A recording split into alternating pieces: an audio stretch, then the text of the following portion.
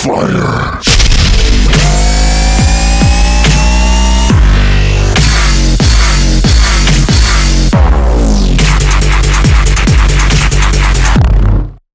Hey guys, FlotownHockey here, and welcome to episode 3 of my Halo Reach Racetrack reviews.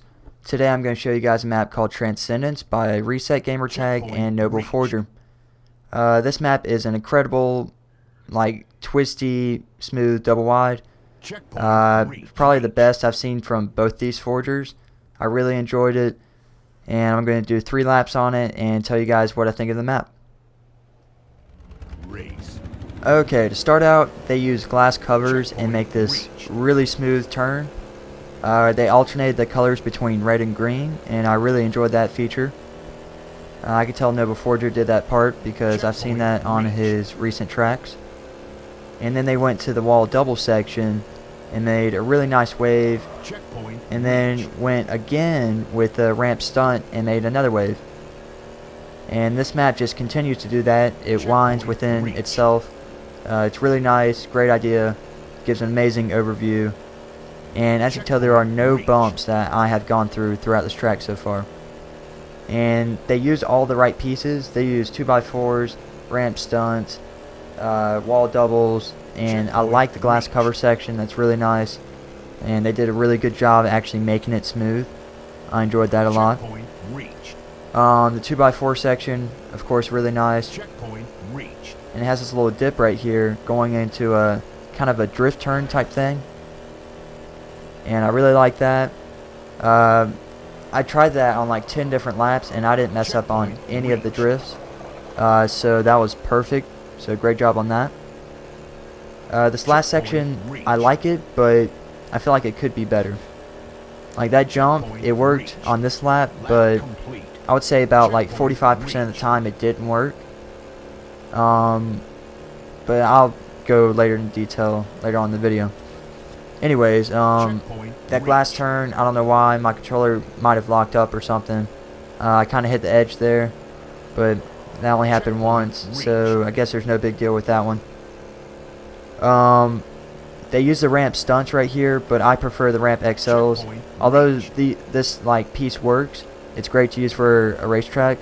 I just prefer the ramp XLs. They add little aesthetic pieces above, as you just saw. They have like 3 or 4 of these throughout the track. And then they have 2 main aesthetical pieces. One of them is this creature right here. It's like a giant, I don't even know what to call it, like a man creature shooting disc type thing. I don't even know. There's no main theme to the track, but I guess it just has these little side scenes, and that is the theme for the track.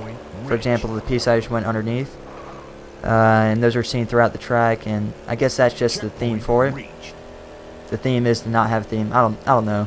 Anyways, that jump right there, as I said, it doesn't work like 45% of the time. I don't know why. It flips me a lot, so that'd be like one major flaw about the map. And it wasn't due to lag, because I'm like the only person in this game right now.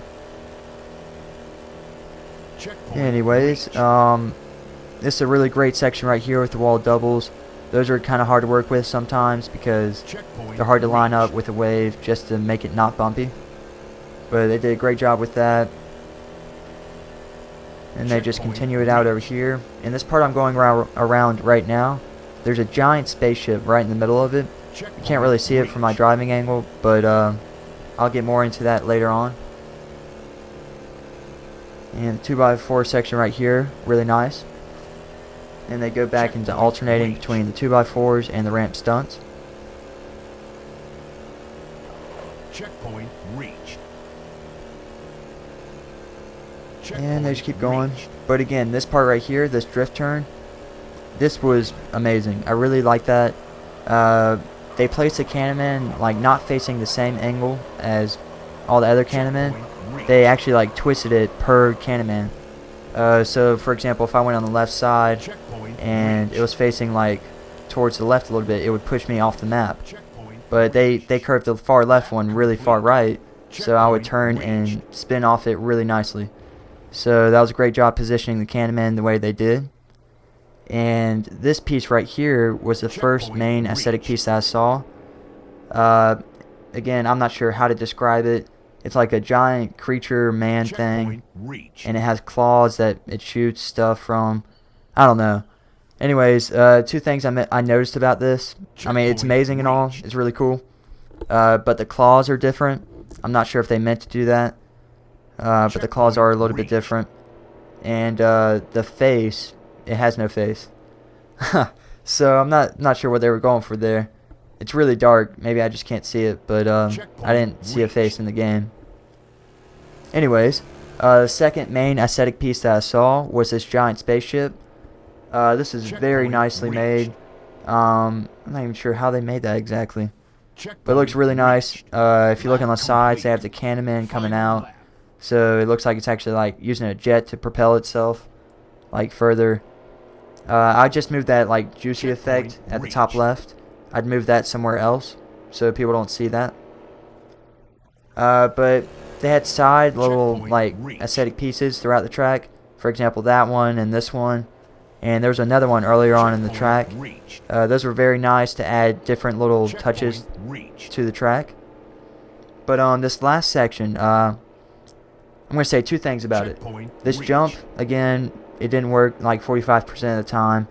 And then this ending and starting area. As you can tell, they alternated between the glass cover and the ramp stunt. I wish they would have switched those two items around. It just looks a little funny. And then the spawn area. I wish they would have made a starting gate of some sort. But I guess they didn't have the pieces to do that.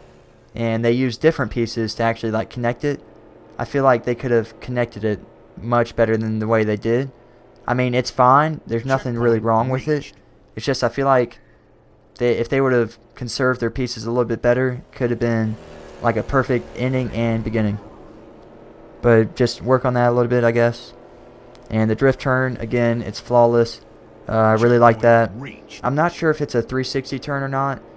If you can like do a 360 drift on it. I didn't really get to check that out. But it's an amazing map. I mean, looking at this overview, you really don't see maps like that often anymore. So I really enjoyed that map. Great job to Noble Forger and ReSet Gamertag. And again, let me know how I'm doing on the reviews, because I'm not sure if I'm doing that well on them. And if you would like a map to be submitted for this series of reviews, just leave a comment below or like message me over YouTube. Either way works. Anyways, thanks for watching, and don't forget to rate, comment, and subscribe. Thanks.